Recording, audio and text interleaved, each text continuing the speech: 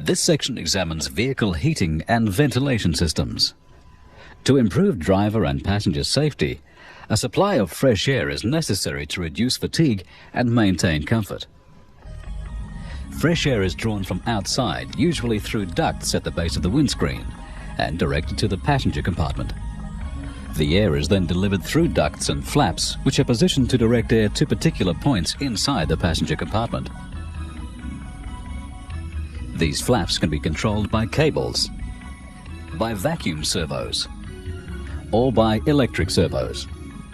In this way, air can be directed to the face ducts, floor ducts, window demisting ducts, and rear passenger compartment ducts. A fan driven by an electric motor is used to assist the air to flow through the passenger compartment when demands are high or when vehicle speeds are low. In internal combustion engines, much of the heat generated is lost to the atmosphere or wasted. Some of this heat can be used to heat the incoming air to a comfortable level when required by the vehicle occupants. Engines that are liquid-cooled direct heated coolant to a heater core to heat the air. The heater core is a small radiator consisting of tubes, fins, and tanks. It is mounted under the dash panel inside the air plenum chamber, where air can be passed across the core fins and into the vehicle interior. The heater core is connected to the engine's cooling system by flexible rubber hoses, which allow for movement and a reduction in the level of engine noise and vibration transmitted into the passenger compartment. The rubber hoses are fabric reinforced to resist cooling system pressure and temperature. The coolant flow is created by the engine water pump, directing the coolant through the heater core and then back to the engine. A heat control valve is located in one of the heater coolant hoses to adjust the quantity of coolant flowing through the heater core. The valve can be operated by a cable and lever system. A lever mounted on the vehicle's dash panel is connected by a cable to another lever on the heater valve. Movement of the dash lever is transferred through the cable to the lever on the heater valve. With the dash lever in the maximum heat position, the valve is fully open, allowing the maximum amount of coolant to circulate through the heater core. When the engine is at normal operating temperature, some of the heat in the heater fins is transferred to the air passing over them. The heated air can then be directed to raise the temperature in the passenger compartment. Moving the lever to obtain a cooler temperature setting reduces the valve opening. This restricts the amount of coolant flowing through the heater core. Less heat is then transferred to the air passing over the heater core fins.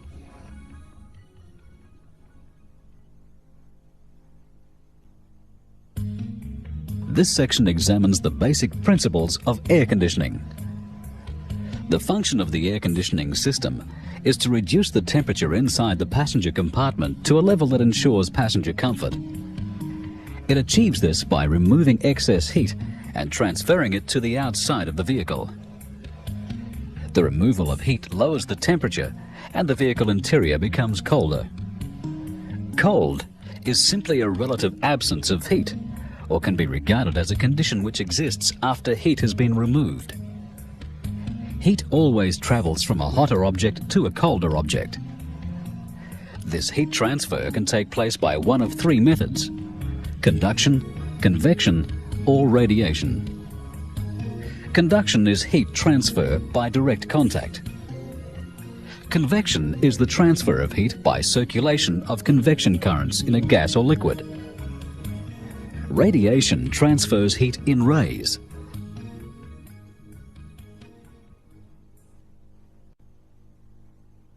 For any given application, the air conditioning system must have sufficient capacity to remove the quantity of heat necessary to lower the vehicle interior temperature to an acceptable level. Since heat is a form of energy, it cannot be destroyed. The air conditioning process is simply one of removing heat from one place and transferring it to another. The temperature level arrived at is simply the degree of hotness or coldness achieved, and is usually measured on the Celsius scale, which has two fixed points. The freezing point of water, that is when it turns to ice, is the lower fixed point. The boiling point of water, that is when it turns to steam, is the upper fixed point. When water turns to ice, heat has been removed from the liquid water to bring about a change of state to a solid.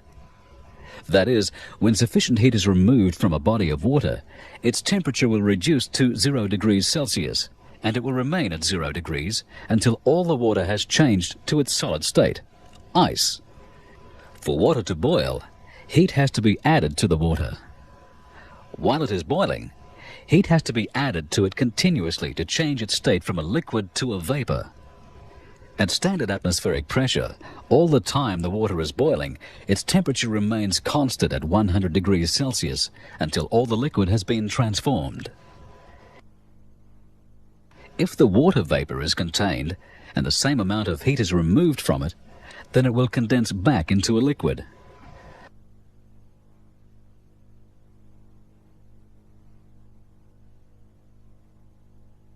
The greatest quantity of heat movement occurs during these changes of state, while a liquid is boiling and changing into a vapor, and when a vapor is condensing back into a liquid.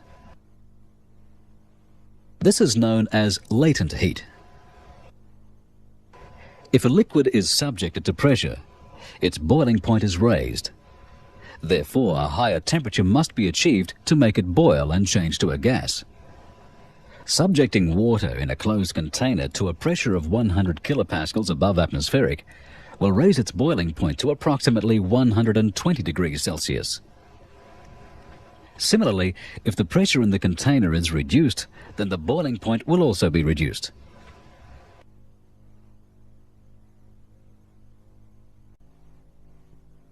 The refrigerant in the air conditioning system must have a low boiling point and must also be able to change its state in a continuous cycle of vaporization and condensation. One commonly used refrigerant, known as R134A, has a boiling point of minus 26.6 degrees Celsius. This is a liquid which boils well below normal room temperatures, and in vaporizing will absorb tremendous amounts of heat without increasing its own temperature. This vaporization must take place inside the vehicle in a unit which can become cold itself and can be positioned so that the warm air inside the vehicle can be drawn into contact with it and give up its heat. This is the function of the evaporator. Once cooled, the air can be redistributed inside the passenger compartment. Since the refrigerant must carry away from the evaporator the heat it has absorbed, a continuous flow of refrigerant must be provided. This is the function of the compressor. The compressor circulates refrigerant through the system and also raises its pressure. Pressure can only be created when there is a restriction to the flow. This is provided for at the entry to the evaporator, where the quantity of refrigerant entering the evaporator is controlled. The restriction will also cause a drop in the pressure of the refrigerant as it enters the larger volume of the evaporator. The drop in pressure ensures the liquid refrigerant will be able to vaporize inside the evaporator coils. Heat is absorbed from the air passing over the external evaporator fins into the vaporizing refrigerant. The low-pressure, low-temperature refrigerant is drawn away from the evaporator by the intake side of the compressor. The heat contained in the refrigerant must then be given up to the outside air, and it must change its state back to a liquid to continue its cycle. This is the function of the condenser. The restriction to flow at the entry of the evaporator allows the outlet side of the compressor to build up pressure on the high-pressure side of the system. The low-pressure, low-temperature vapor drawn into the compressor is discharged as a high-pressure, high-temperature vapor. The temperature of this high-pressure vapor is now considerably above ambient air temperature. The high-pressure vapor passes into the condenser coils and gives up its heat to the airstream flowing across the external condenser fins. The removal of this heat causes the refrigerant to fall in temperature, and in doing so, also causes it to condense back into a liquid.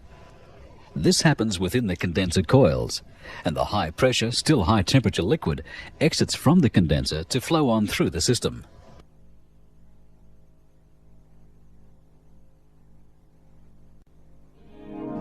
While air conditioning removes heat from the vehicle interior, it also reduces the amount of moisture in the air or relative humidity in the passenger compartment. This moisture is collected in a tray below the evaporator and is drained away to the outside of the vehicle by means of a rubber tube. The reduction in the humidity of the air further promotes body cooling by the more rapid evaporation of perspiration.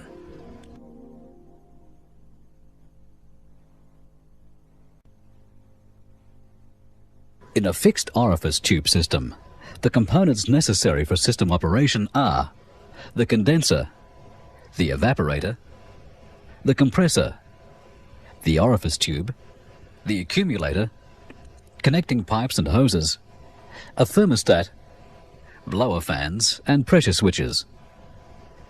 The orifice tube is located between the condenser and the evaporator and provides the restriction to flow necessary for system operation. When the air conditioning system is switched on, an electromagnetic clutch is energized on the compressor drive plate, and the compressor is driven by the engine crankshaft. Vaporized refrigerant is drawn from the low pressure side of the system by the compressor. It is discharged from the compressor as a high pressure, high temperature vapor and flows to the condenser, where it is cooled by the air flowing across the condenser coils and fins. The reduction in temperature causes the refrigerant vapor to condense and turn into a liquid, which flows to the filter and then to the orifice tube. The liquid refrigerant loses pressure by flowing through the fine tube and is then forced to expand suddenly by passing through the nozzle and entering the larger volume of the evaporator. The drop in pressure causes the low pressure, low temperature liquid to boil, and this liquid mist evaporates rapidly in the evaporator coils, absorbing heat from the air passing across the external fins. The cooled air is directed to the interior of the vehicle by blower fans. The refrigerant in the evaporator flows onto the accumulator. The accumulator acts as a storage volume for the refrigerant and also separates liquid from vapor. Refrigerant vapor enters at the top of the accumulator. Any liquid refrigerant falls to the bottom. The accumulator is made from aluminium and has a large surface area. This assists the final evaporation of any liquid refrigerant leaving the evaporator. Refrigerant vapor is drawn off from the top of the accumulator through the outlet tube by the compressor. At the bottom of the outlet tube is a small hole which allows a small amount of any lubricating oil that settles at the bottom of the accumulator to be drawn to the compressor. The accumulator also contains filters and desiccants, which remove impurities and moisture from the refrigerant as it passes through.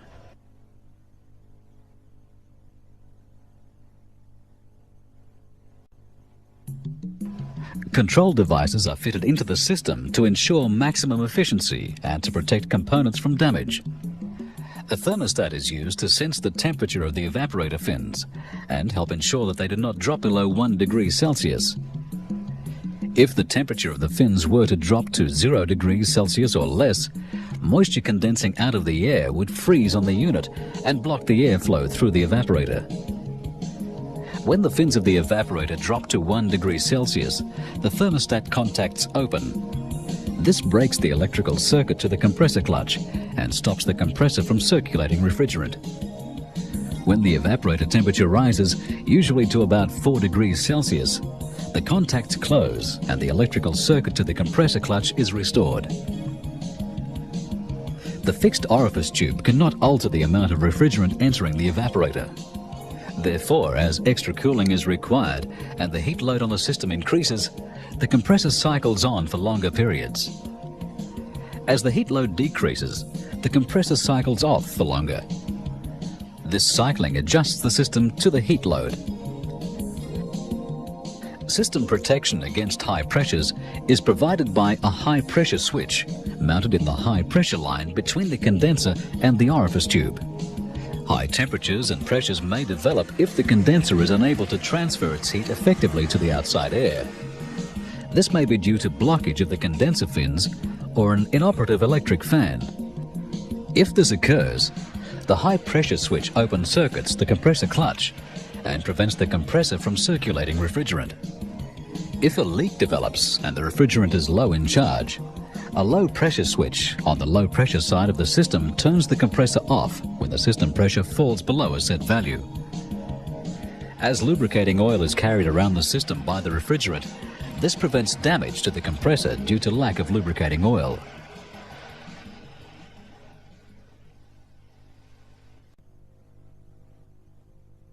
This section examines the thermostatic expansion valve system. In a thermostatic expansion valve system, the components necessary for system operation are the condenser, the evaporator, the compressor, the receiver dryer, the thermostatic expansion valve, connecting pipes and hoses, a thermostat, blower fans, and pressure switches. The thermostatic expansion valve, also called a TX valve, is located at the entry to the evaporator and provides a throttling or restricting function to control the quantity of refrigerant entering the evaporator. At the same time, it must provide for complete vaporization of all the liquid refrigerant which enters the evaporator. The system is charged with refrigerant and a quantity of lubricating oil, which circulates with the refrigerant at all times. When the air conditioning system is switched on, an electromagnetic clutch is energized on the compressor drive plate, and the compressor is driven by the engine crankshaft. Vaporized refrigerant is drawn from the low-pressure side of the system by the intake side of the compressor. It is discharged from the compressor as a high-pressure, high-temperature vapor and flows to the condenser, where it is cooled by the air flowing across the condenser coils and fins. The reduction in temperature causes the refrigerant vapor to condense and turn into a liquid which flows to the receiver dryer. The receiver dryer acts as a storage volume for liquid refrigerant and also contains a filter and desiccant or drying material. The liquid refrigerant must pass through the filter and desiccant to reach the pickup tube, where the refrigerant can flow on to the TX valve.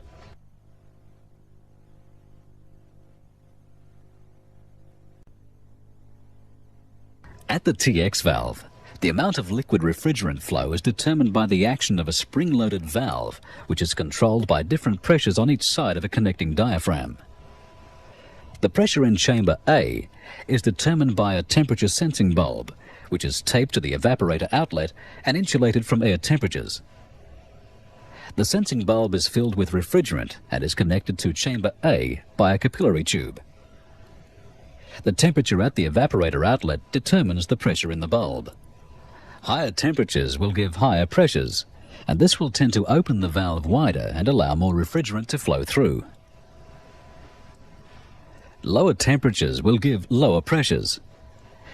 This will tend to close the valve and reduce the flow of refrigerant. The pressure in chamber B is determined by the refrigerant pressure in the evaporator and by the force supplied from the valve spring, often called a superheat spring. The spring is designed to ensure that the temperature of the refrigerant leaving the evaporator is between 2 degrees Celsius to 9 degrees Celsius higher than the boiling point of the refrigerant at the current operating pressure. This difference in temperature is called superheat, and it ensures that all liquid refrigerant which enters the evaporator is vaporized before it leaves. When the compressor switches on, the suction from the compressor removes refrigerant vapor from the evaporator and lowers its pressure. This reduces the pressure in chamber B and allows the pressure in chamber A to move the valve away from its seat by the action of the diaphragm. High-pressure liquid flows through the orifice and enters the evaporator as a low-pressure liquid. The liquid expands into the larger volume of the evaporator, causing a reduction in its pressure, and this, together with heat from the air passing over the evaporator fins, causes it to vaporize. The temperature of the refrigerant leaving the evaporator is interpreted by the sensing bulb attached to the outlet. If the temperature is low, the refrigerant in the sensing bulb will contract, and pressure in chamber A of the TX valve will reduce. The diaphragm moves, and the valve moves towards the valve seat to reduce the quantity of refrigerant entering the evaporator.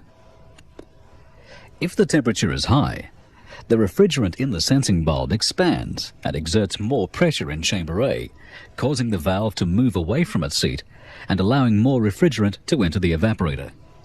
The amount of refrigerant flowing depends on the quantity of heat to be removed from the air passing over the evaporator fins. More heat means that more refrigerant is required to remove it, Less heat means that less refrigerant is required. A number of control devices are fitted into the system to ensure maximum efficiency, and these operate as described in the section on the fixed orifice system.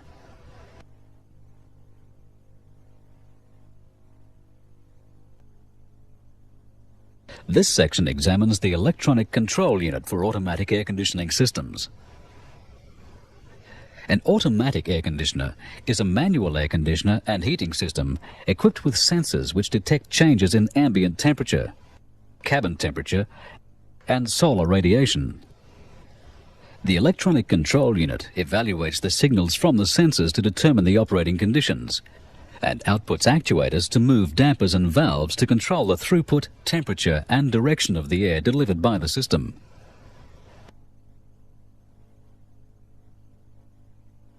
The climate control system can be operated in manual mode, where the operation is similar to a normal heater and air conditioner system.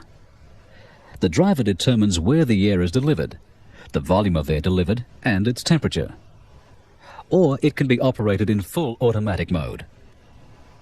In full automatic mode, the electronic control unit receives signals from sensors and controls the flaps and valves of the heating and air conditioning systems to create a blend of air that matches the temperature that is selected by the occupants. The electronic control unit, or ECU, contains a microcomputer.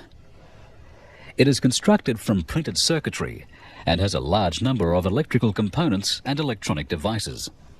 It is normally housed in a metal or plastic container, and on some automatic climate control air conditioning systems, the control panel is part of the electronic control unit. The electronic control unit receives signals in the form of voltages from the ambient air temperature sensor, the cabin air temperature sensor, the coolant temperature sensor, the evaporator temperature sensor, sun load sensor, and the control panel. The electronic control unit compares these voltage values with values stored in its memory. If a difference in values occurs, the electronic control unit changes the position of actuators. The actuators are electric solenoids and electric motors which control the position of doors and taps either directly or by vacuum servos. The electronic control unit also controls the speed of the interior ventilation fan. The speed of the fan is infinitely variable between a stopped condition and the fan's maximum speed. Some actuators provide a feedback signal to the electronic control unit in the form of a voltage signal. This signal is used by the electronic control unit to determine what position the actuators are in and whether or not they are moving.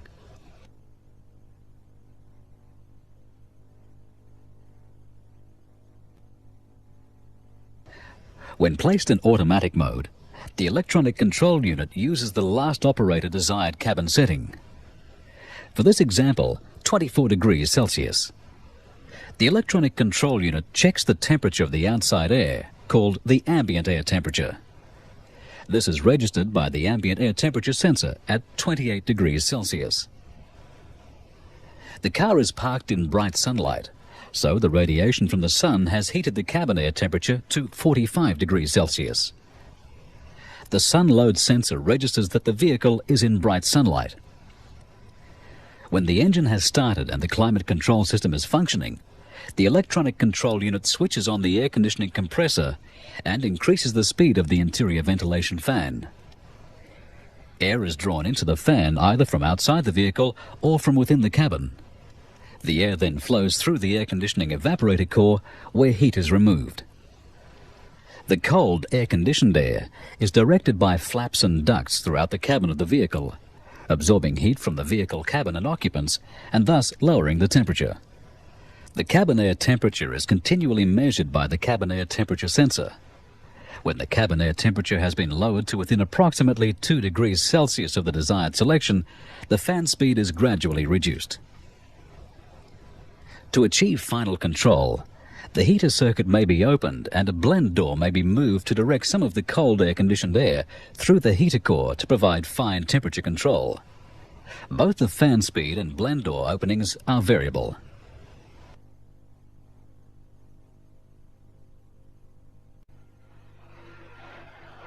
If the vehicle is driven from sunlight into shade, less radiated heat is applied to the cabin interior through the cabin glass. The climate control system will have less heat to remove from the cabin of the vehicle. A sun load sensor located on the dash changes the signal that it sends to the electronic control unit.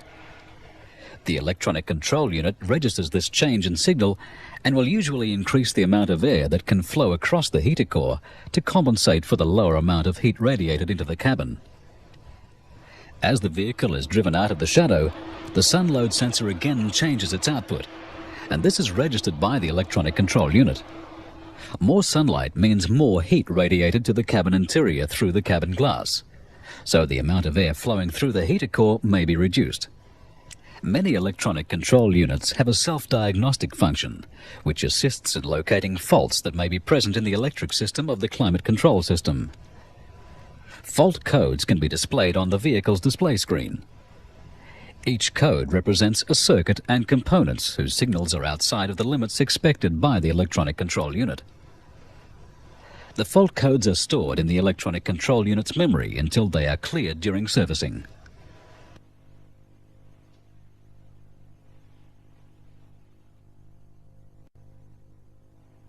This section examines servo motors for automatic climate control air conditioning systems. Servo motors are used to control flaps and valves in the heater and air conditioning systems. By repositioning the flaps and valves, the output temperatures can be adjusted to the temperature desired by the occupants of the vehicle. Servos can be one of two types: vacuum servos and electrical servos. Vacuum servos consist of a sealed housing divided by a flexible diaphragm. The diaphragm seals the housing into two separate chambers. One of the chambers is open to the atmosphere. The other side is sealed and has a fitting for a vacuum hose connection. A spring forces the diaphragm towards one side when no vacuum is applied to the diaphragm. A linkage from the diaphragm connects it to the component to be moved. When vacuum is supplied to the sealed side of the diaphragm, a difference in air pressure occurs across the diaphragm.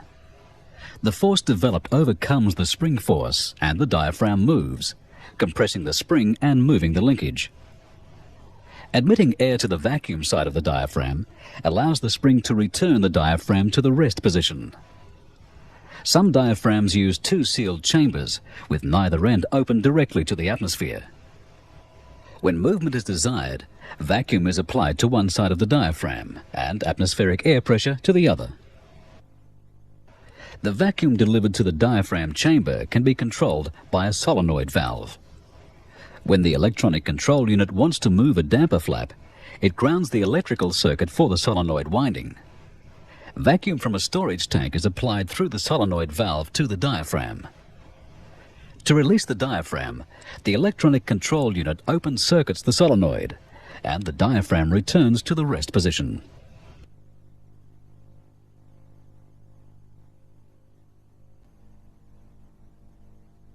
Movement of flaps and valves can also be achieved by using electrical motors that respond to output signals from the electronic control unit. An electrical servo motor is used to move the blend door. It incorporates limit switches to open circuit the motor when the maximum travel of the door has been reached. This stops the motor from burning out. Some electrical servos also utilize a carbon film potentiometer to signal to the electronic control unit the position of the blend door and, if it is moving, the direction in which it is traveling. A voltage from the electronic control unit is applied across the potentiometer. The wiper is connected by the signal wire to the electronic control unit. For maximum cooling effect, the blend door is moved to stop airflow through the heater core, and in this position, the voltage signal back to the control unit is at its lowest value. As the blend door is moved to allow airflow through the heater core, the voltage at the signal wire progressively increases until, at the maximum heat position, the voltage signal is at its highest. The control unit is thus aware of the blend door position, movement, and direction of travel.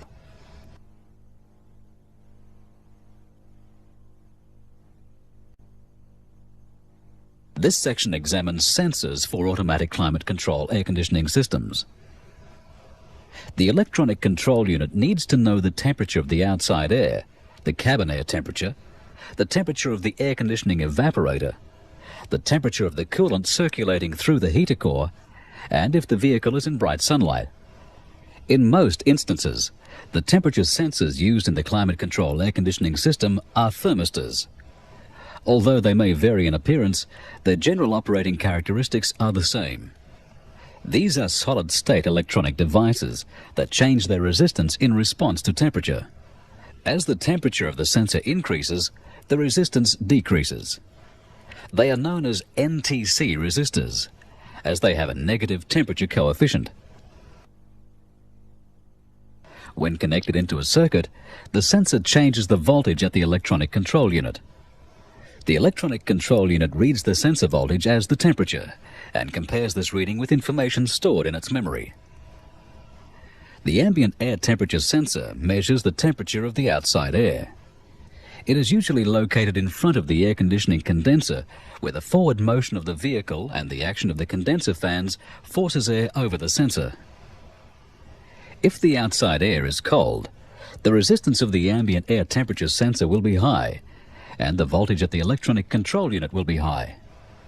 If the outside air temperature sensor is hot, the ambient air temperature sensor resistance will be low, and the voltage at the electronic control unit will be low. The cabin air temperature sensor is mounted in a tube-type device called an aspirator. One end of the tube is open to cabin air, and the other is connected to the interior fan. Operation of the interior fan creates a flow of air through the aspirator.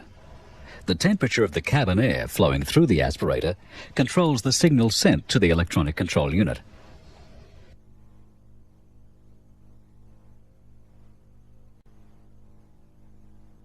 The evaporator temperature sensor is located in the airstream, where the air leaves the evaporator and signals to the control unit the temperature of the air. The coolant temperature sensor for the engine management system signals to the climate control ECU the temperature of the coolant flowing in the heater core. Some climate control systems have a separate coolant temperature sensor, usually located near the engine management coolant sensor. The signal from the coolant temperature sensor is used in conjunction with the signals from the ambient air sensor, the sun load sensor, and the cabin air temperature sensor to control heater and fan operation. For example, if the electronic control unit registers the following readings: coolant temperature 16 degrees Celsius, ambient air temperature 0 degrees Celsius, sun load 0, cabin air temperature 0 degrees Celsius, the heater tap will open fully, the blend door will move to maximum airflow across the heater core, and the fan speed will be slow and steady. The sun load or solar sensor is located on the dash panel, where it is exposed to light entering through the windscreen of the vehicle. This sensor is a photodiode. It becomes more conductive as the light intensity increases. When connected to the electronic control unit, a change in light intensity is registered as a change in voltage. Other inputs to the electronic control unit come from the operator's control panel. The operator can tell the electronic control unit where to deliver air using switches which produce an on-off type signal. The unit will also receive instructions from the operator regarding the desired cabin temperature required. The desired temperature selection is used to tell the electronic control unit what temperature the operator wishes the inside of the vehicle to be. The electronic control unit then adjusts the position of valves and flaps to achieve the desired temperature.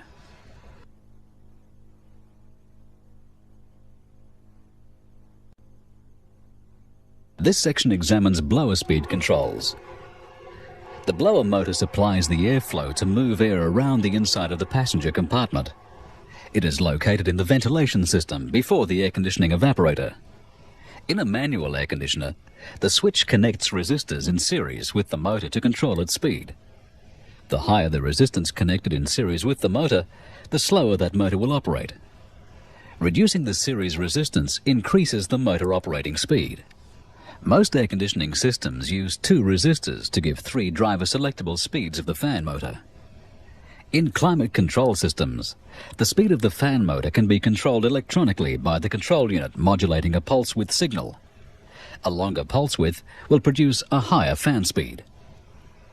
The electronic control unit changes the fan motor speed automatically, depending on the difference between the interior cabin temperature and the set temperature. When the difference in temperature is large, the fan speed is increased to increase air circulation through the cabin. When the difference in temperature decreases, the fan motor speed decreases.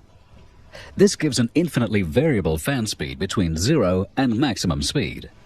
The change is progressive.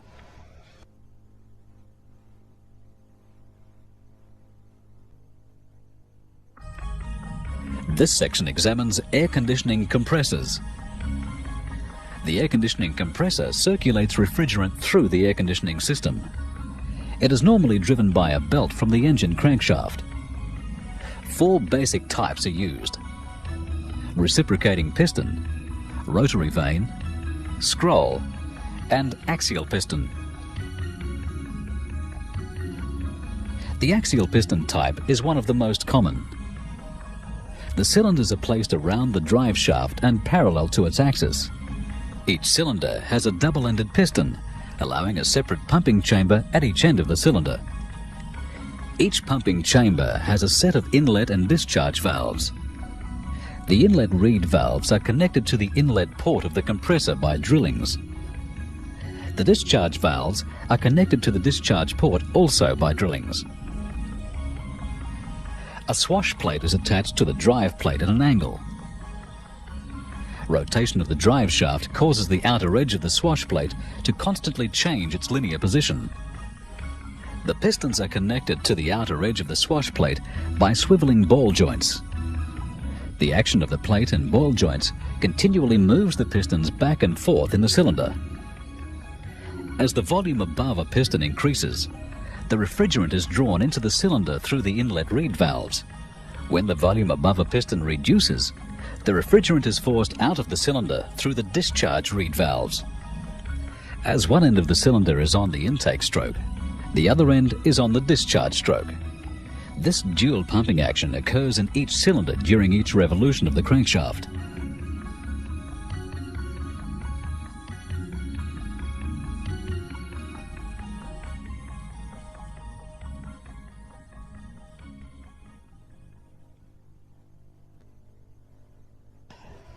This section examines air conditioning condensers and evaporators. The function of the condenser is to transfer heat from the high-pressure, high-temperature refrigerant to the outside air. In light vehicle applications, it is normally positioned in front of the radiator, where it is exposed to maximum ram airflow when the vehicle is in motion. The airflow is assisted by the engine cooling fan or by an auxiliary electric fan, and these must create sufficient airflow when the vehicle is stationary. The condenser is usually made as a continuous coil of thin tube meshed with a compact series of fins surrounding it. The fins increase the surface area available to maximize the amount of heat transferred from the refrigerant to the outside air. The evaporator is mounted in the passenger compartment and is positioned so that air from the cabin interior can be passed across its external surface. It is normally constructed of aluminium tube with fins attached to increase the surface area. This maximizes the rate of heat removal from the air.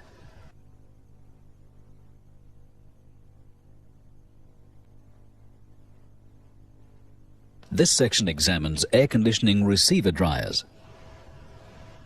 The receiver dryer is normally mounted in the high pressure line between the condenser and the TX valve. It receives liquid refrigerant from the condenser, which it stores until required by the TX valve. The receiver dryer is a sealed metal canister which contains filters to remove impurities and desiccants to absorb moisture. High-pressure liquid enters the receiver dryer and passes down through the filter and desiccant material. It exits via the pickup tube at the bottom of the canister and moves on to the expansion valve.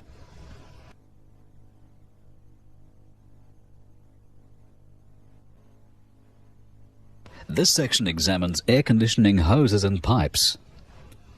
To carry refrigerant between the air conditioning system components, special types of hoses and pipes must be used. They must be capable of withstanding the high pressures and temperatures that are found inside the system, as well as being able to flex and withstand the vibrations and movement of the engine. hoses are used to connect the inlet and outlet ports of the compressor to the air conditioning system. The hose connections are crimped to the hose and use special unions that must be carefully assembled to avoid leaks. Pipes are rigid tubes of metal, often found connecting components that are fixed to the body of the vehicle. All pipes must have properly formed bends and must be secured to the vehicle body to prevent fatigue cracks. The connections can be made with flared flanges or threaded unions that are welded to the pipe.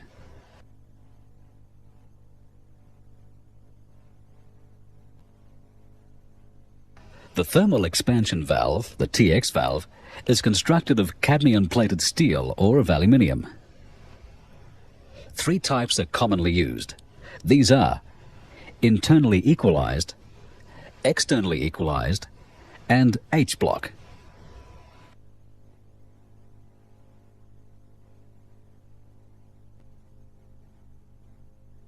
This section examines thermostats.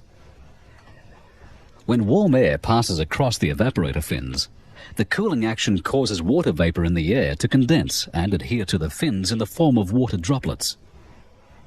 If the temperature of the fins drops to 0 degrees Celsius or below, ice will form on the fins, restrict the airflow, and prevent heat being transferred to the refrigerant.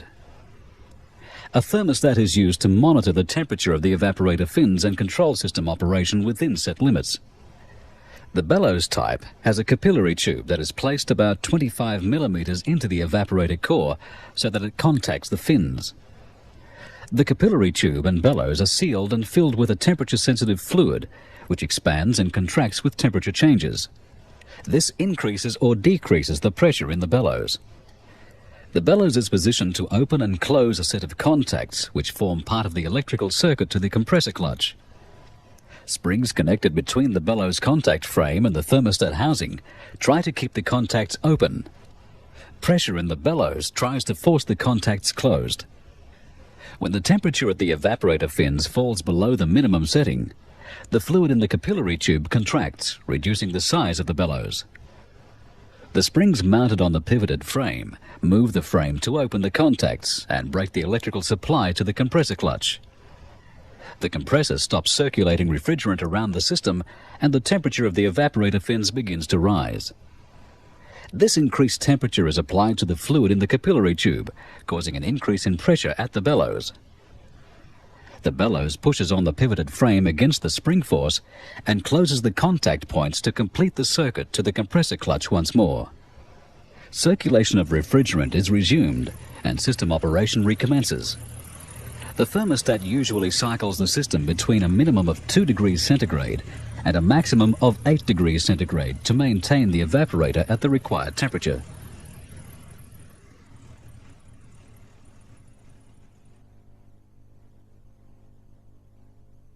This section examines air conditioning system refrigerants.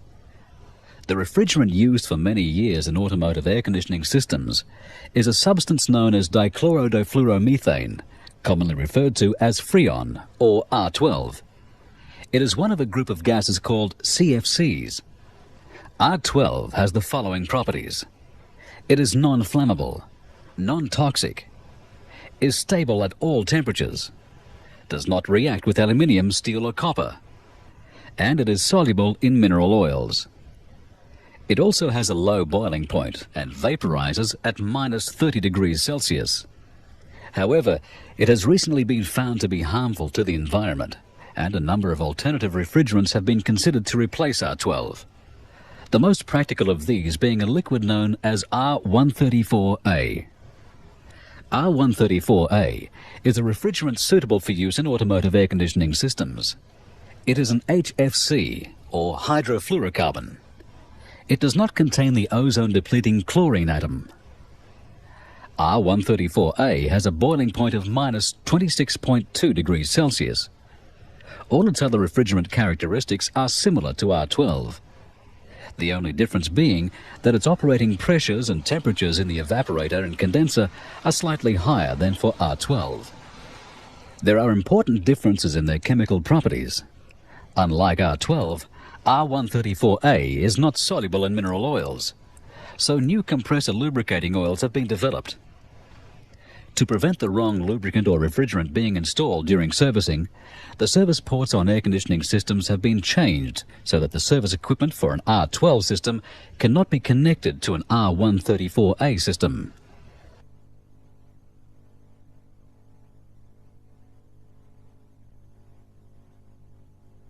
This section examines pressure switches.